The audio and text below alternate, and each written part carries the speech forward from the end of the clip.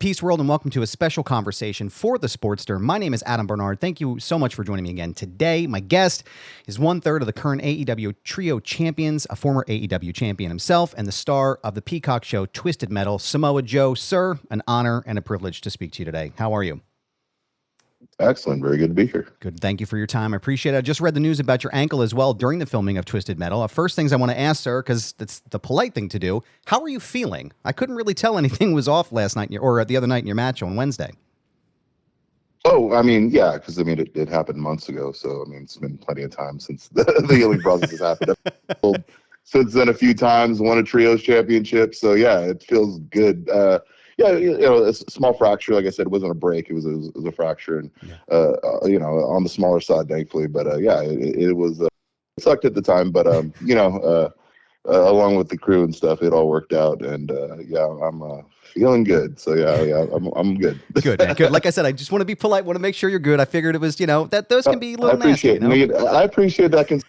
It's a lovely, lovely sentiment. I like that. You got it, man. You got it. Now, again, you're a part of the ops with Powerhouse Hobbs and Shibata.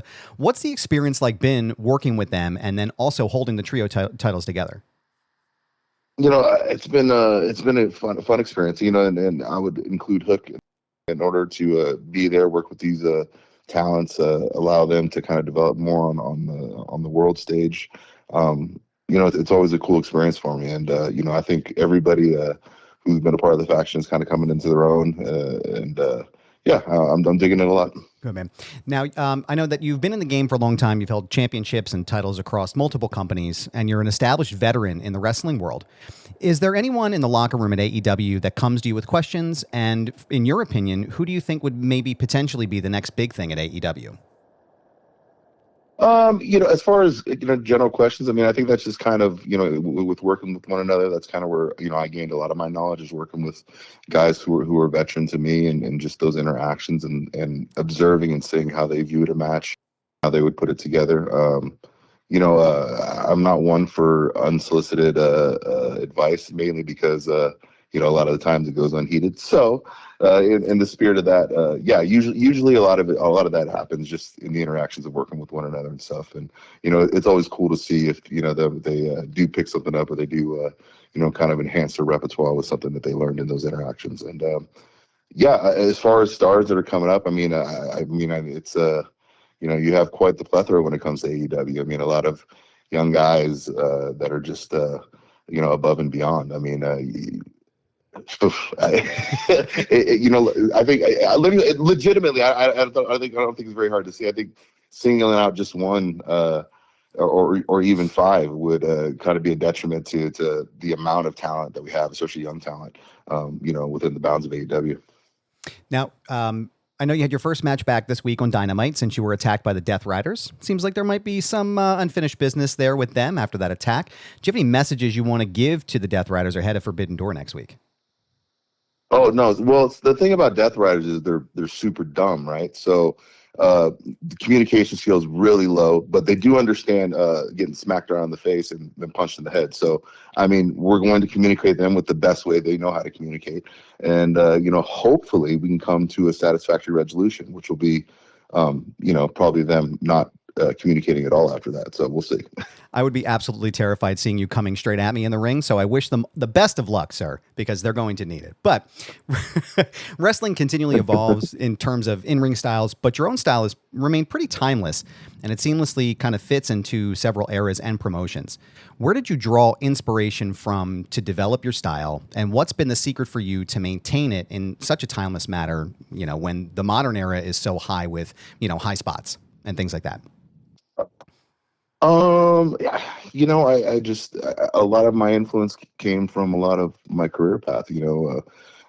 Starting out with the guy who broke me into the business, a guy named Cincinnati Red, who was known to be a gritty, tough brawler in his own right, to working under Shinya Hashimoto and just learning so much in the early stages of my career from him about presence and how to be a commanding, almost a demanding attention type figure whenever you're in the ring. And then just kind of enhancing that, adding my own experiences, my own things to it, and allowing that to evolve into what I am today. You're part of the cast of Peacock's Twisted Metal, and I know that while Will Arnett voices the character, is there anything that you've learned from a physical standpoint in terms of acting or telling a story without words that you've brought into the ring?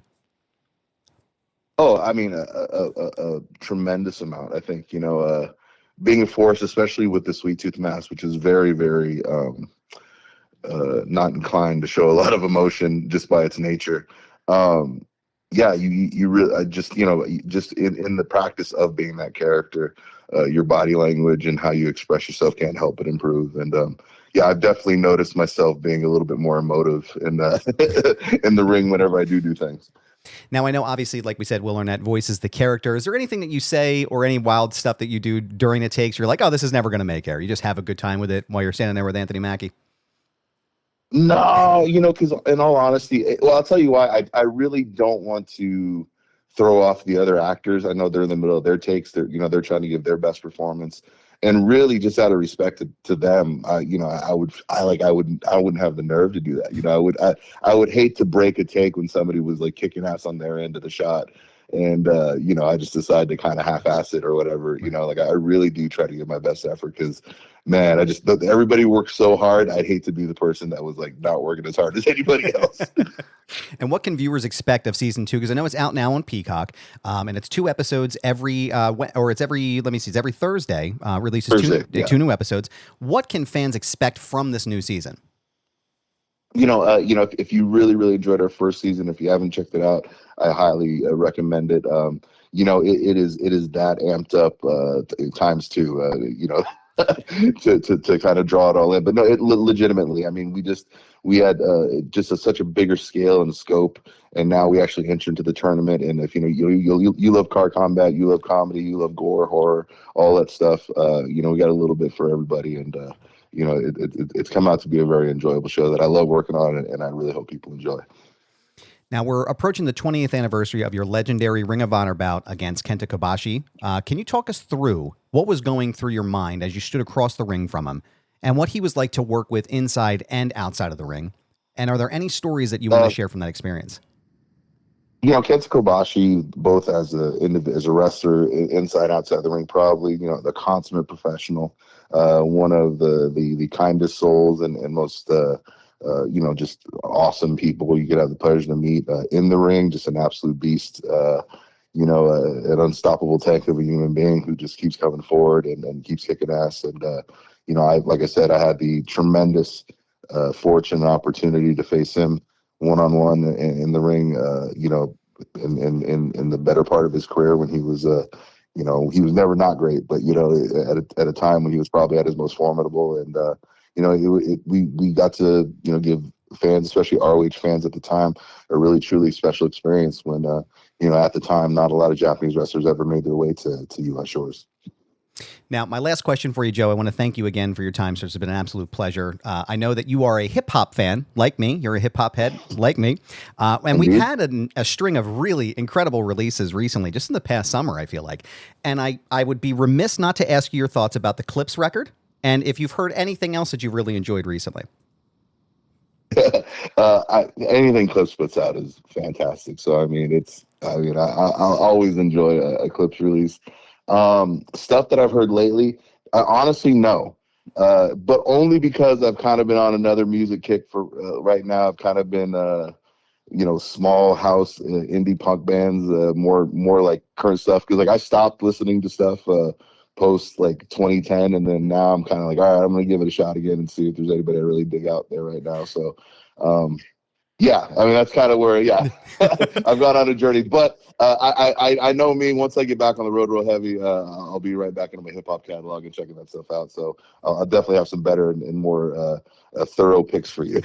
Well, I was going to say, if I can recommend Alfredo 2 and The Emperor's New Clothes by Raekwon, both of those albums are fantastic. So I'm sure you're going to really appreciate that. Ghostface is real heavy. Oh, I already got my hand on my iPad downloaded right now.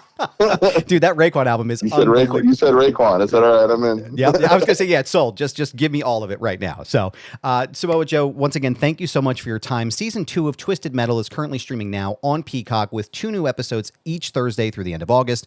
Don't forget to check out AEW Dynamite. AEW Dynamite every Wednesday at 8 p.m., as well as the upcoming AEW Forbidden Door Saturday, August 24th from the O2 Arena. Check your local listings for start times for both of those. Samoa Joe, sir, thank you for your time, and let me know what you think about the Raekwon album. I definitely will. No, I'm looking forward to it. I got a little afternoon time here, so I'll definitely give it a good listen. Awesome, man.